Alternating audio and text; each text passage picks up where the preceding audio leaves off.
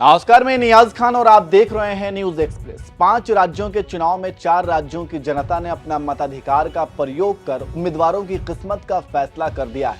बस एक राज्य तेलंगाना बाकी है, जहां पर 30 नवंबर को चुनाव है। फिर 3 दिसंबर को पता चलेगा कि कौन जीत रहा है और कौन हार रहा है। ऐसे में मतगणना से पहले तरह तरह की बातें कही जा रही हैं। उसी कड़ी में राजस्थान में हुए विधानसभा चुनाव 2023 में इस बार कई सीटें ऐसी हैं जहां पर सबकी नजरें टिकी हुई हैं। देखिए ये रिपोर्ट।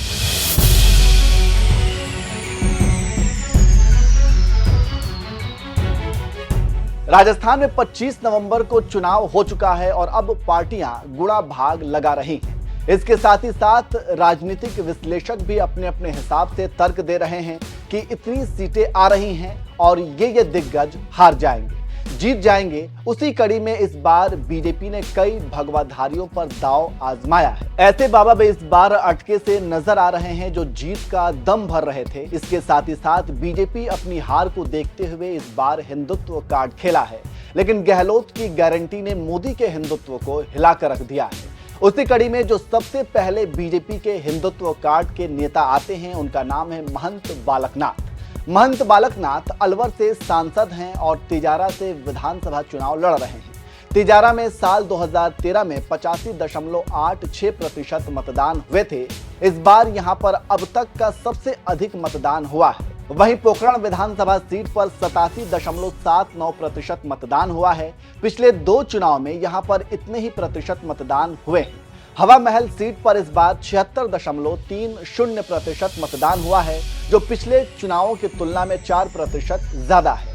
इसलिए यहां पर चुनावी विश्लेषक भी साफ साफ कुछ कह नहीं पा रहे हैं। मगर हवा महल सीट पर कैबिनेट मंत्री महेश जोशी की नाराजगी का भी असर दिख रहा है।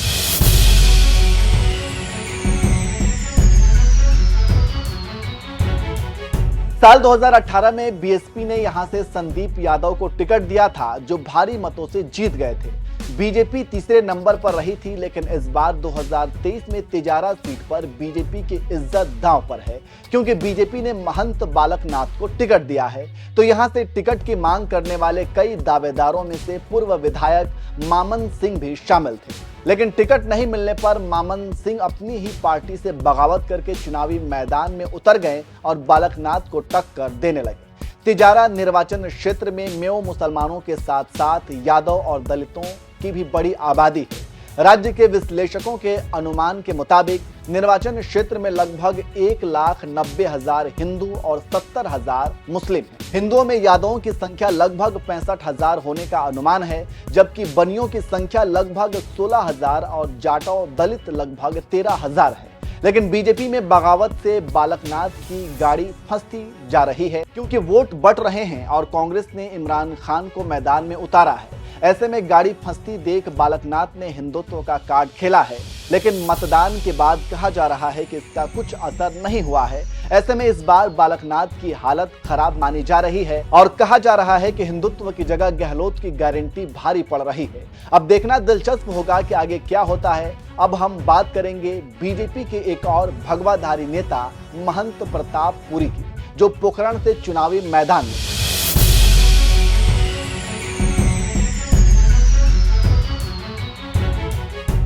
बीजेपी ने इस बार पोखरण से महंत प्रताप पुरी को मैदान में उतारा है, जो तारा मठ के प्रमुख हैं। इस सीट पर इस बार 87.79% मतदान हुआ है। जैसलमेर में 2 विधानसभा सीटें हैं। जैसलमेर में 77.48% मतदान हुआ है।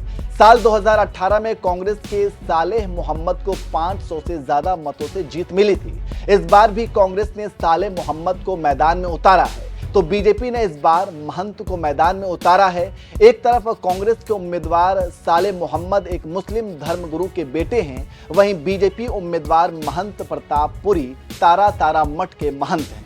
प्रताप पुरी महंत के समर्थक उनकी तुलना यूपी के मुख्यमंत्री योगी आदित्यनाथ से भी करते हैं। उन्हें बाड़मेर का योगी भी बताया जाता है, लेकिन राजनीतिक विश्लेषकों की माने तो इस बार महंत और सालेह मोहम्मद में काफी टक्कर है। देखना दिलचस्प होगा कि जीत किसकी होती है। अब बात महंत बाल मुकुंद की करेंगे।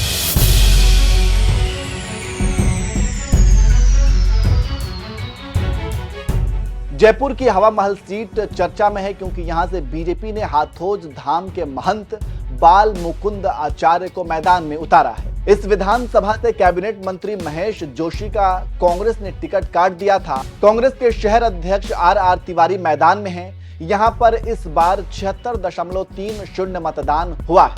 पिछली बार 2018 में 72.78 और 2013 में 73.64% मतदान हुआ था। साल 2008 में 57.8% मतदान हुआ था। इस बार यहां पर 4% मतदान बढ़ा है।